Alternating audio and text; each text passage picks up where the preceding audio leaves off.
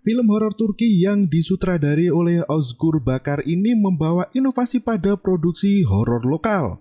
Sang sutradara mengatakan jika dalam film ini, siksa kubur dijelaskan secara metaforis dengan membuat fantasi postmortem ke layar kaca. Menonjol dengan suasana yang tegang dan menegangkan, kehancuran desa yang menghilang adalah kata yang paling mewakili isi cerita film ini. Berkisah tentang sebuah keluarga yang bersembunyi di desa misterius untuk menyembunyikan kejahatan mereka. Berikut ceritanya.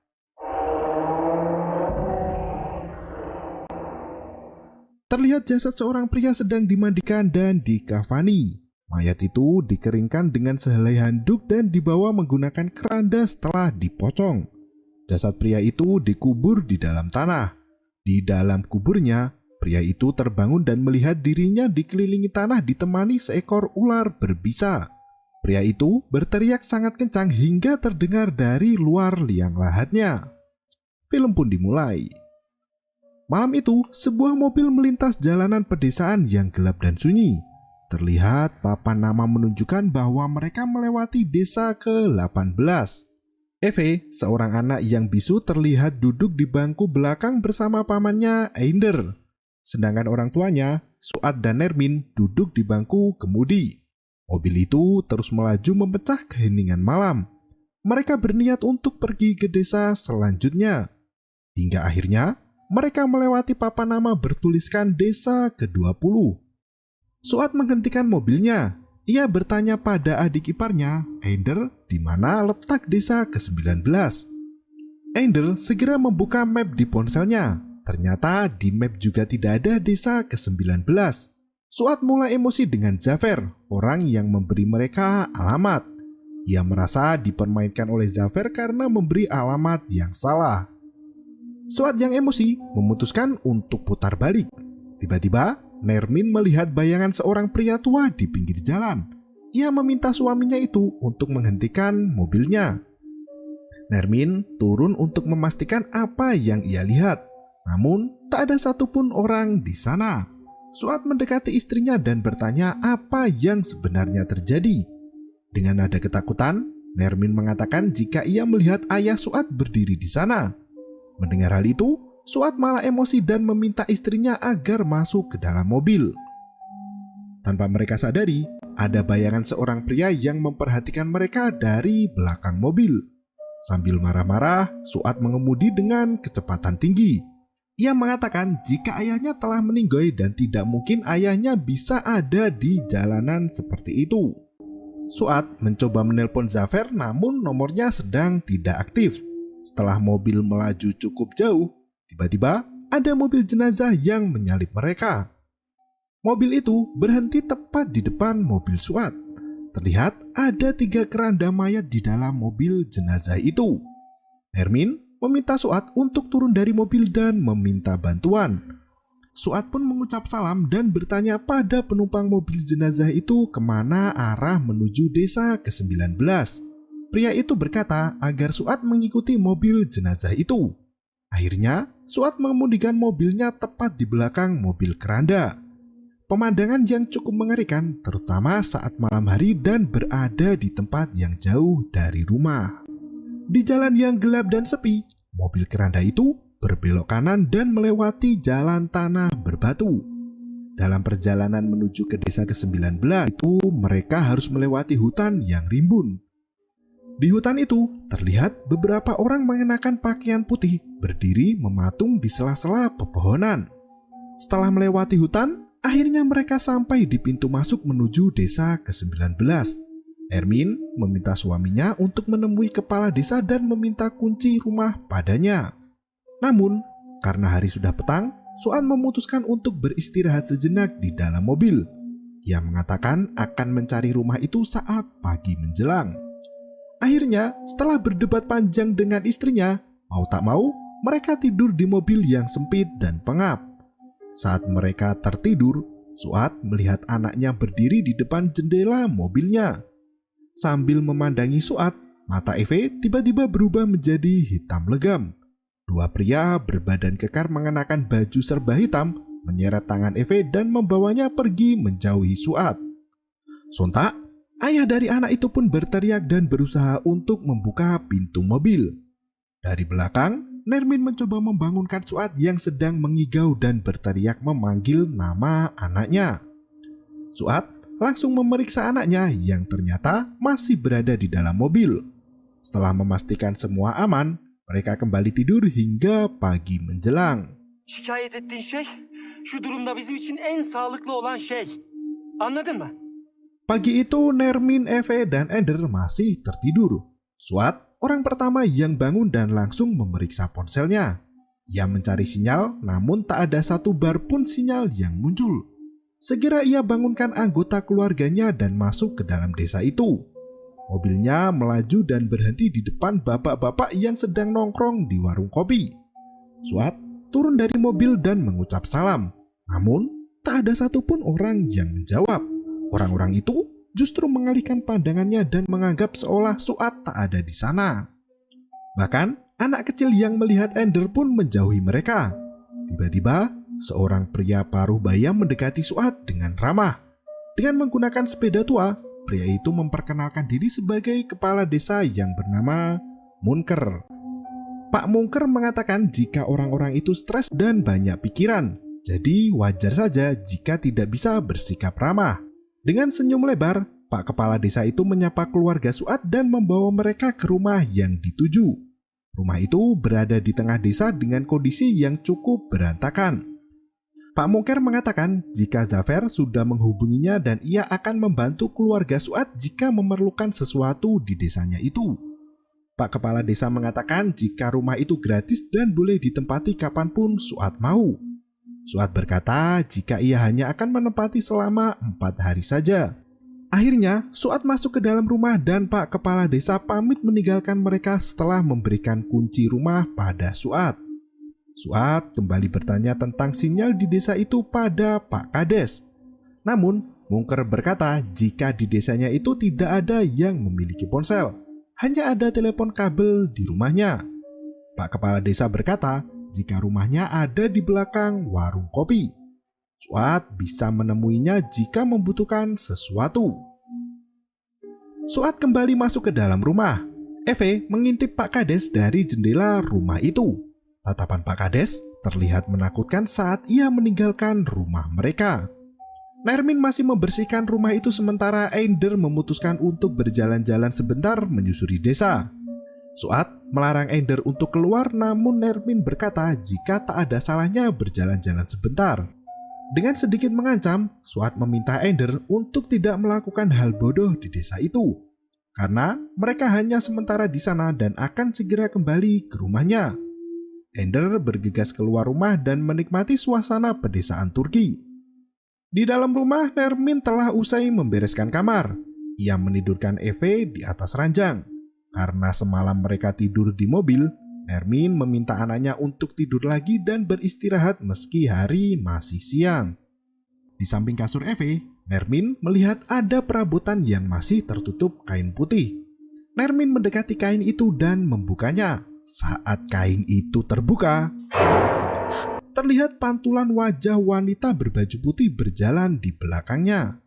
Nermin segera berlari dan memeriksa ruangan di belakangnya itu, namun tak ada siapapun di sana. Ia kembali menutup cermin usang itu dengan kain putih dan membukanya lagi. Ia mengulang gerakan itu hingga 2 kali, namun tetap saja bayangan wanita berbaju putih itu tak nampak lagi di cermin. Nermin menyimpan kain putih itu dan pergi meninggalkan kamar Eve. Eve yang berada sendirian di kamar melihat dinding kamarnya yang diselimuti darah segar berwarna merah. Bayangan hitam melintasi wajahnya dan tiba-tiba jin berwujud manusia dengan mata yang menyala sendiri di depan kasusnya dan mengaum seperti monster. Eve yang ketakutan menahan tangisnya dan bersembunyi di bawah selimut. Seketika itu, ruangan menjadi normal kembali seperti sedia kala. Sementara Ender sudah berada di tengah desa. Ia tidak menjumpai ada seorang pun di sana. Bahkan, ia berteriak di tengah desa dan menggedor pintu salah satu rumah. Namun, tak ada satu orang pun yang membukakan pintu. Ender pergi ke tepi sungai sambil merokok di sana. Saat ia jongkok, ia melihat pantulan bayangannya sendiri di air sungai itu. Tiba-tiba, ada bayangan seorang pria tua di sebelah bayangannya sendiri. Ender terkejut dengan bayangan itu dan memeriksa sekelilingnya. Jelas tak ada orang di sebelahnya, namun bayangan pria itu masih ada di pantulan air sungai. Tanpa sengaja, Ender menjatuhkan korek apinya ke dalam sungai. Saat ia berusaha mengambil korek apinya, tiba-tiba tangan pucat mencengkram tangan Ender dan menariknya. Terlihat ada darah yang keluar dari tangan itu dan membuat air sungai memerah. Ender melepaskan tangannya dan berlari menjauhi sungai. Ia berdiri di atas jembatan sambil mengamati sungai. Tiba-tiba, banyak sekali pocong jenazah manusia yang hanyut dalam aliran sungai yang cukup deras. Ender yang ketakutan berlari sambil berteriak meminta bantuan. Dia kelelahan dan berhenti di persimpangan jalan. Tiba-tiba, ada gadis kecil yang memandanginya. Ender langsung menyapa gadis itu dan meminta tolong. Namun gadis yang membawa kendi itu hanya tersenyum dan berjalan pergi. Si gadis melepas syalnya dan berlari ke arah hutan. Tanpa berpikir panjang, Ender mulai berlari mengikuti gadis itu. Ia terus berlari hingga masuk jauh ke tengah hutan. Ender tersandung batu dan jatuh ke tanah. Di tempat lain, Suat membuka loker di rumah itu. Ia menemukan banyak sekali foto yang tersimpan di sana. Nermin datang ke kamarnya dan mengajak Suat untuk rehat sejenak. Akhirnya mereka berdua pun tidur hingga malam menjelang. Ketika Suat dan Nermin tidur, ada banyak sekali jin yang berdiri di samping ranjang mereka. Sementara itu Ender masih mencari keberadaan gadis itu yang ternyata ia sudah berdiri membelakangi Ender. Segera Ender mendekati wanita itu dan si wanita terlihat senyum-senyum sendiri dan tiba-tiba langit berubah mendung disertai petir. Seketika itu suasana di dalam hutan menjadi sangat gelap. Wanita itu balik badan berjalan mendekati Ender sambil melepas sweaternya. Ender langsung nyosor aja mau nyium si kembang desa. Tiba-tiba, gadis itu berubah menjadi iblis dengan wajah yang menyeramkan. Ia mencekik leher Ender sembari mengatakan jika Ender akan mati sebentar lagi apapun yang terjadi. Wanita itu juga mengatakan jika tidak akan ada yang bisa menyelamatkan Ender dari maut. Sambil menangis ketakutan, Ender menutup matanya. Tiba-tiba, hari semakin gelap. Ia sudah berada di tengah-tengah tulang belulang dan tengkorak manusia. Ternyata, Ender berada di tengah kuburan yang luas. Ia pun berteriak kencang dan terbangun dari tidurnya. Ender semakin bingung dengan apa yang sebenarnya telah terjadi pada dirinya sendiri. Ia melihat kedua telapak tangannya dipenuhi tanah kuburan. Ia memeriksa Eve yang sudah terbaring di kamarnya. Ender segera pergi ke kamar kakaknya. Nermin berkata jika Ender sedari tadi tidak keluar rumah. Nermin sangat yakin jika adiknya itu langsung berbaring di kamarnya setelah memasuki rumah itu. Ender yang kebingungan kembali ke kamar dan beristirahat. Sementara itu Eve melihat ada bayangan yang melintas di depan kamarnya. Ia beranjak dari tempat tidur dan melihat keluar jendela. Di depan rumah itu terlihat banyak sekali jin yang matanya menyala terang, bersiap untuk menggeruduk masuk rumah. 3 keranda juga turut dipanggul oleh penduduk desa Fata Morgana itu. Eve sangat ketakutan melihat hal itu.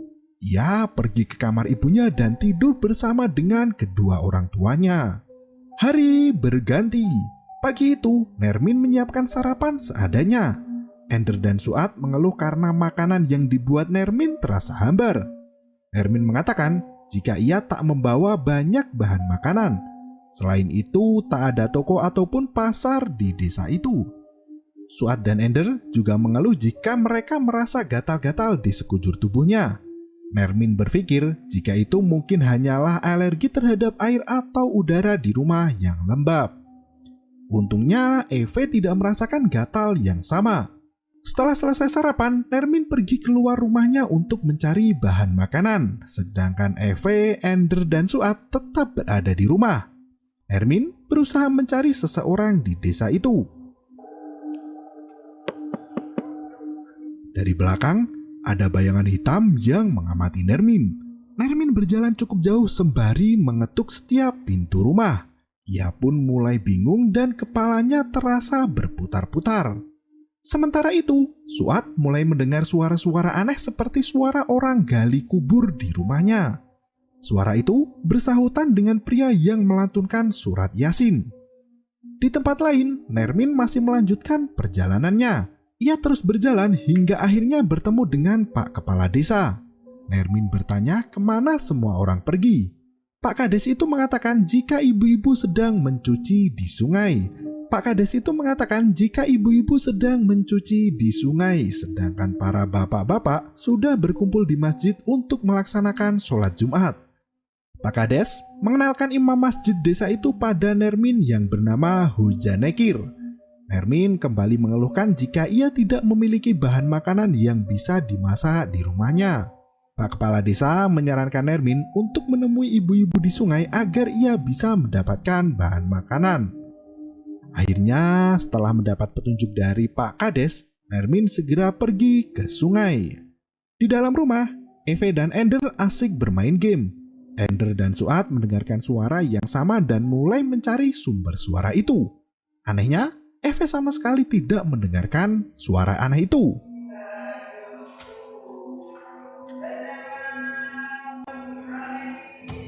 Nermin masih mencari jalan menuju sungai. Sesampainya di sana, ia melihat banyak ibu-ibu sedang mencuci. Saat Nermin mendekati mereka, ternyata wajah ibu-ibu itu penuh luka dan tampak mengerikan. Nermin syok dan bersiap untuk lari dari sana. Namun, ada wanita cantik yang menghentikan langkah Nermin dan menenangkannya. Ia menyadarkan Nermin dan bertanya apa yang sebenarnya terjadi. Nermin kembali melihat ke arah sungai dan wajah ibu-ibu itu sudah normal seperti manusia pada umumnya. Akhirnya Nermin berkata jika ia membutuhkan bahan makanan untuk makan siang dan malam keluarganya. Wanita itu pun bersedia membantu Nermin. Ia mengajak Nermin untuk ikut ke rumahnya. Sementara itu, Suat mendengar suara ketukan pintu di rumahnya. Ia membuka pintu dan sudah ada Pak Kades dan Hoja Nekir di sana. Mereka mengajak Suat untuk sholat Jumat berjamaah di masjid. Suat menolak dengan alasan sudah belasan tahun tidak sholat. Namun, Pak Kades dan Hoja itu tetap memaksa Suat untuk ikut ke masjid. Akhirnya, Suat pun ikut ke masjid dan mendengarkan khotbah Jumat. Hoja Nekir memberikan nasihat tentang ujian yang diberikan oleh Allah pada manusia akhir zaman. Ujian itu berupa sifat egois, serakah, dan nafsu manusia itu sendiri.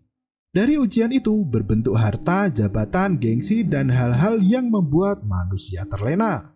Suat terhenyak mendengar khotbah Hoja Nekir. Suat semakin cemas setelah mendengar ceramah sang imam masjid. Setelah khotbah, muazin beriqomah dan segera mereka melaksanakan sholat Jumat berjamaah. Allahu Akbar, Allahu Akbar, Allahu Akbar, Allahu Akbar. Selepas sholat, Suat terlihat menunggu imam keluar dari masjid. Ia segera menemui Hoja Nekir untuk bertanya tentang dosa-dosa yang selama ini ia lakukan. Suat sangat ketakutan dengan apa yang telah ia perbuat di masa lalu. Hoja Nekir memberi nasihat pada Suat agar ia segera kembali beribadah dan memohon ampunan pada Allah. Namun Suat kembali bertanya pada Hoja, apakah dosa paling besar yang tidak bisa terampunkan? Hoja mengatakan, jika dalam agama Kristen, orang yang berdosa dapat diampuni dengan cara pengampunan dosa. Namun dalam agama Islam tidak seperti itu. Setiap agama memiliki cara dan tuntunannya masing-masing. Allah akan mengampuni dosa apapun selama manusia itu meminta untuk diampuni. Seberapa besar dosa yang dilakukan selama manusia itu mau bertobat dan kembali ke jalan yang benar, maka Allah akan mengampuni segala dosa-dosanya di masa lalu. Tiba-tiba, Suat merasa pusing dan duduk di sana. Ia melihat ada visual berupa kantong jenazah dan ambulan. Hoja meraih tangan Suat dan mengangkat tubuhnya. Ia berkata jika kebahagiaan di akhirat itu gratis dan diberikan secara cuma-cuma untuk orang yang taat.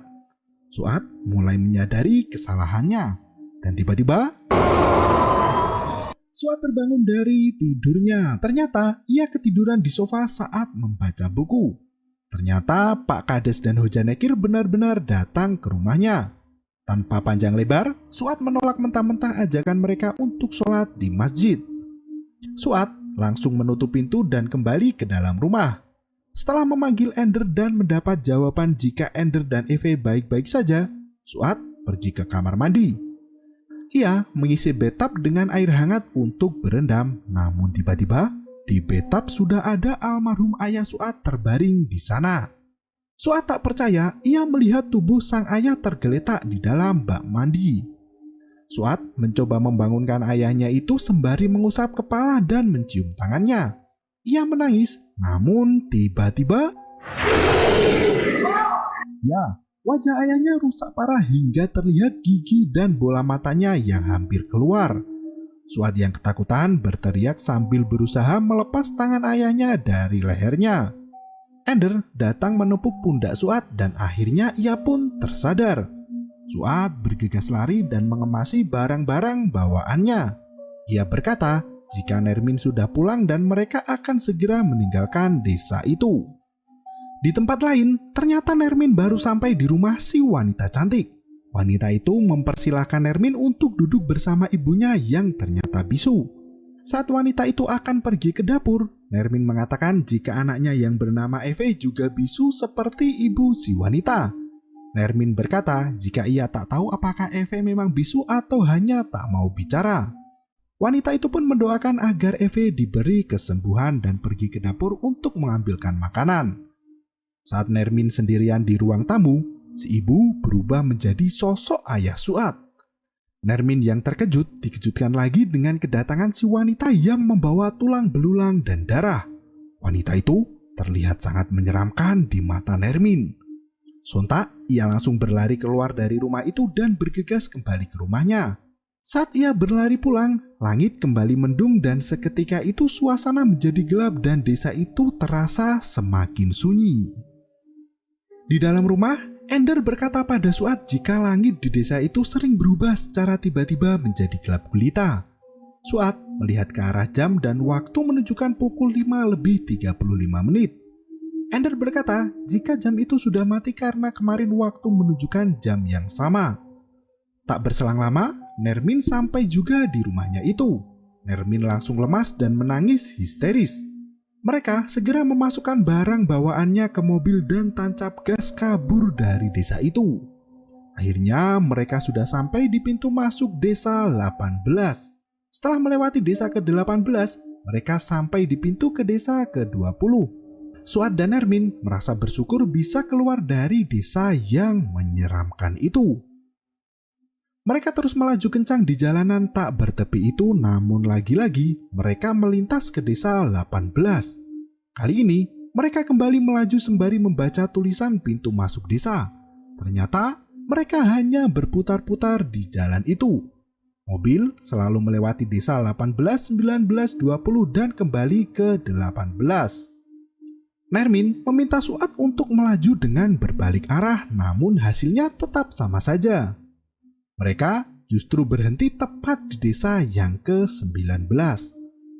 Setelah berdebat panjang lebar, mau tak mau mereka akhirnya kembali ke rumah mengerikan itu lagi.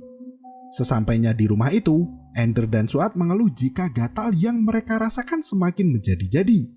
Nermin, Suat dan Ender mendengarkan ada suara orang yang sedang menggali tanah. Mereka bertiga mengintip dari balik jendela. Sementara itu, Eve masuk ke dalam sebuah ruangan yang ada di pojokan. Di dalam ruangan itu, ia disambut dengan para jin yang menyeramkan.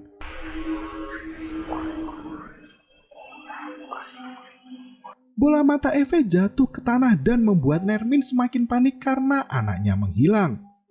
Suat menggedor pintu itu namun tak juga dibukakan oleh anaknya. Seketika itu, listrik padam. Mereka bertiga mendengar suara lantunan surat Yasin yang sedang dibacakan. Suara itu diiringi dengan galian kubur. Mereka bertiga berjalan menuju ke sumber suara dan melihat jin menyeramkan di kamarnya. Suat memberanikan diri untuk bertanya di mana Eve. Tiba-tiba salah satu jin menoleh ke arah mereka bertiga. Sontak, Suat yang ketakutan berlari ke arah pintu sambil meminta tolong. Pintu rumahnya tiba-tiba terkunci dan banyak jin yang keluar dari dinding rumah itu. Jin itu berjalan mendekati mereka. Tiba-tiba Pak Kades dan Hoja Nekir memanggil mereka dari luar rumah. Mereka membuka mata dan rumah itu kembali normal. Suat membuka pintu dan langsung marah pada Pak Kades. Ia merasa ada yang aneh dengan rumah itu. Suat mengira jika dirinya dipermainkan oleh Kades dan diberikan rumah angker untuk keluarganya menginap. Hoja Nekir segera menenangkan Suat dan bertanya apa yang sebenarnya terjadi. Akhirnya, Suat menceritakan pengalaman mistisnya saat menepati rumah itu.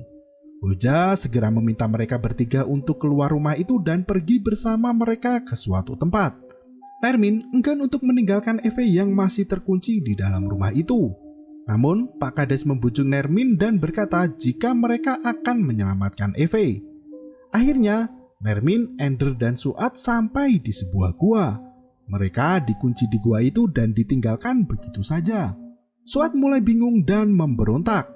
Ia memanggil Pak Kades dari pintu besi gua itu dan tiba-tiba jin berwajah merah mengejutkan mereka bertiga. Akhirnya mereka masuk ke dalam gua yang gelap dan tiba-tiba mereka sudah mengenakan pakaian jubah putih. Mereka bertiga terlihat sangat kebingungan. Dalam gua itu muncul jin-jin yang keluar dari atas, kanan, kiri, dan bawah. Mereka berlari dalam kegelapan hingga terpisah satu sama lain. Saat mereka saling mencari, ternyata sebenarnya mereka sangat dekat. Terlihat Suat berjalan di belakang Nermin dan satu persatu mereka ditangkap oleh jin mengerikan itu. Nermin, Suat, dan Ender. Dari luar, Pak Kades dan Hoja Nekir berjalan dengan jubah hitam sambil membawa obor masuk ke dalam gua. Ender, Nermin, dan Suat terduduk di satu tempat dipandangi oleh banyak jin penunggu gua. Ternyata Pak Kades dan Hoja Nekir sudah berada di sana untuk mengadili mereka bertiga. Pak Kades dan Nekir mengatakan jika mereka bertiga sebenarnya telah mati. Pak Kades itu mengatakan bahwa perbuatan mencuri tidak akan pernah tenang di dalam kuburnya. Nekir mulai memutar ulang memori kehidupan mereka bertiga, jauh sebelum mereka memutuskan untuk pergi ke desa 19. Masalah keuangan selalu memicu pertengkaran antara Nermin dan Suat. Biaya hidup yang tinggi ditambah lagi Eve yang bisu membutuhkan biaya pengobatan yang tidak murah. Selain itu, ayah Suat juga sudah menderita sakit lumpuh sejak lama. Nermin sudah tidak tahan lagi dengan kehidupan malangnya bersama Suat. Akhirnya, untuk menghemat biaya, Nermin meminta Suat untuk melepas alat kesehatan ayahnya itu. Suat menolak permintaan Nermin karena itu adalah ayahnya sendiri. Ender mendengar percakapan itu dan ia berkata jika ia bisa melakukannya. Atas izin Suat, akhirnya Ender melepas semua peralatan medis ayah Suat dan seketika itu ayahnya meninggoy. Eve mengambil mainan bola besi dari tangan kakeknya itu untuk ia simpan. Eve selalu membawa bola itu kemanapun ia pergi. Setelah ayahnya meninggal, Suat langsung menelpon Zafer untuk menyiapkan tempat di mana ia bisa bersembunyi bersama anak dan istrinya. Dari kejadian itu, mereka berakhir di desa yang mengerikan. Suat kembali membentak istrinya, sementara Nermin mengatakan jika Eve tidak bersalah dan tidak seharusnya mati bersama mereka. Nekir berkata jika Eve memang tidak bersalah dan Eve belum meninggoy. Setelah kepalanya disentuh Nekir, Nermin melihat Eve berada di sebuah pantai yang luas. Ia melihat waktu yang berhenti pada pukul 5:35. Ternyata jasad Suat terlihat sudah tak bernyawa tergeletak di atas bumper mobilnya. Ender dan Nermin juga terlihat tak bernyawa dimasukkan ke dalam kantong jenazah. Ternyata mereka mengalami kecelakaan maut yang menewaskan 3 orang dewasa. Sementara Eve masih bertahan hidup dengan cedera yang cukup parah. Mobil mereka terlihat berada di tengah hamparan tanah kosong yang luas.